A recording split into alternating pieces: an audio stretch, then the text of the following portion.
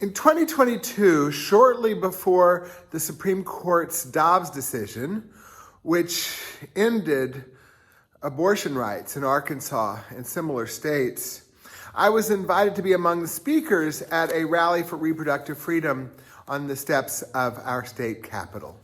As usual at such gatherings, the most powerful talk was given by Senator Joyce Elliott. One thing she said that day, though, surprised me, and I wasn't entirely sure that I agreed. Senator Elliott called on us, especially women, to stop participating in religious traditions that put women second. Continuing to do so, Joyce insisted, makes those participants complicit in limiting their own rights or the rights of women that they love. The senator was right. Religious groups that do not accord equal roles to women, Catholics, fundamentalist Christian, evangelical Christians, and some Orthodox Jews, for example, are at the forefront of a principled battle to end abortion rights. For many of them, also to limit access to contraception.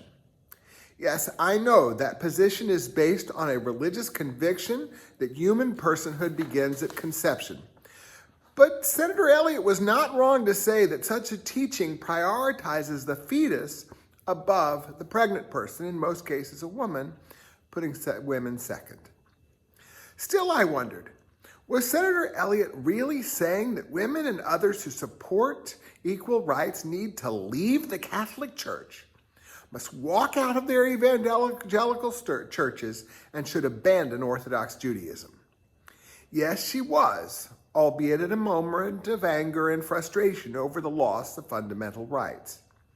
Still, I worried that such a blanket condemnation of those traditions to the point of telling women to leave denied the comfort and meaning that many people find in those houses of worship, even if Senator Elliott and I would not. This week's Torah portion includes the elaborate narrative in which Abraham sends a servant to Haran, Abraham and Sarah's hometown, to find a wife for Yitzchak. Rabbi Nama Kelman writes, in this narrative, we learn about the Torah's first arranged marriage. In the ancient world, a woman went from her father's household to her husband's with or without her consent. What is striking here, however, is that Rebecca is asked for her consent, although the arrangement is already signed and sealed.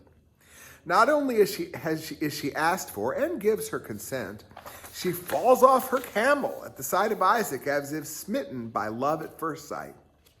More importantly, we learn that Isaac brings her into the tent where he loves her and is comforted by her. Rebecca and Isaac have agency by the end of the story, even if not at the outset. Rabbi Kelman is correct, but our rabbinic sages took at least part of the story in a different direction. Why does Rivka fall off her camel when first seeing Yitzchak? She saw his lordly appearance and gazed at him in astonishment. Instead of seeing love at first sight, as Rabbi Kelman does, Rashi sees Rivka taking an appropriately subservient stance.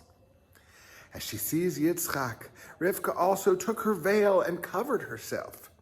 The medieval commentator Sforno explains that she was afraid to look at him more closely, similar to Moses being afraid to look more closely at the burning bush.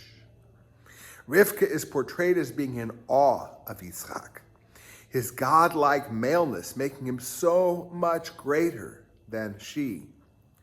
Even the Torah, a women's Torah commentary, notes Rivka's action may signal modesty.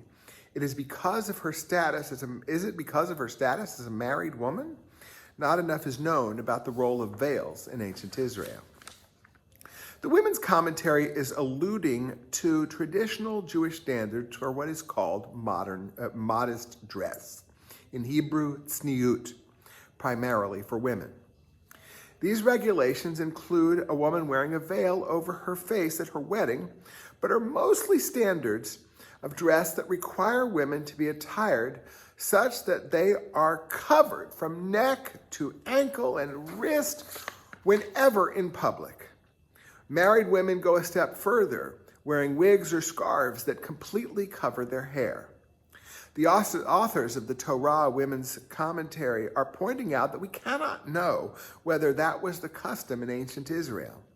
These regulations of modest dress are not laid out in the Torah itself, but are developed and implemented by our rabbinic sages. Chayyei Silberberg, writing on Chabad.org, explains women's modest dress in a way that is worthy of being taken seriously.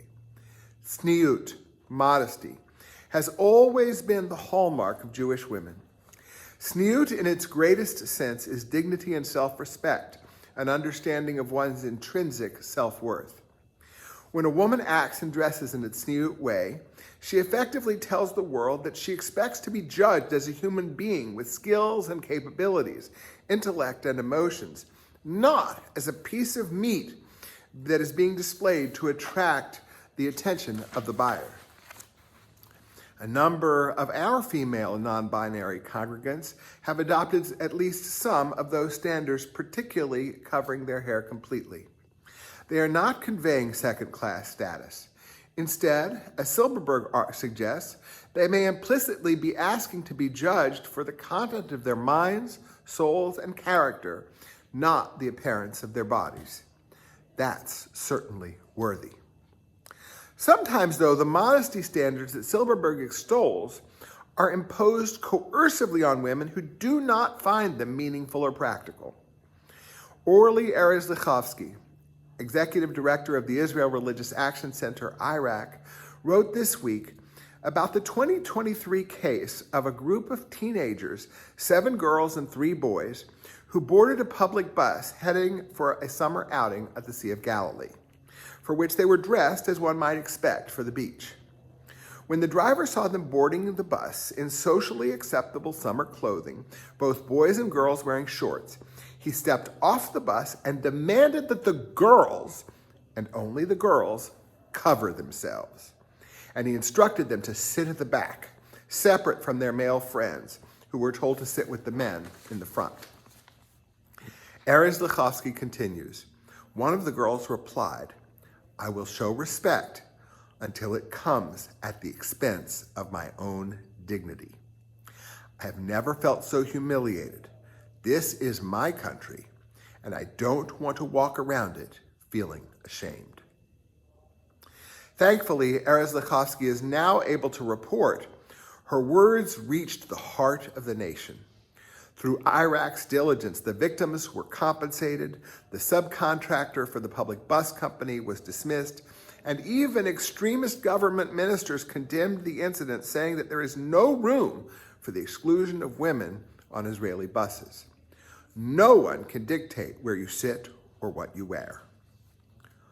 On Slichot Eve a couple of years ago, many of us had the opportunity to watch the clergy monologues with Rabbi Mary Zamor of the Women's Rabbinic Network.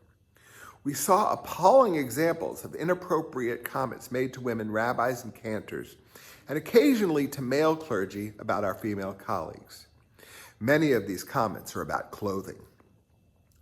I've learned from women rabbis that commenting on other people's attire is almost never a good idea.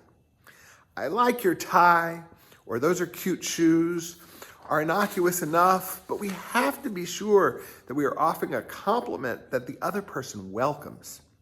Otherwise, we risk objectifying them, inadvertently suggesting that their jacket or their head wrap is what is most important about them, that they are second class, not worthy of praise for their character, talents, hard work, or ideas. Joyce Elliott was right as usual. Religious traditions that put women second can lead to and even inspire the diminution of women's rights. At the same time, when some women embrace rituals that others regard as diminishing women, we do well to hear their voices, understanding that what seems demeaning to one person may be empowering to another.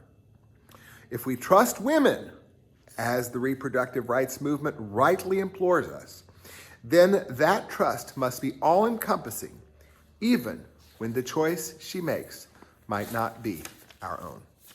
Amen.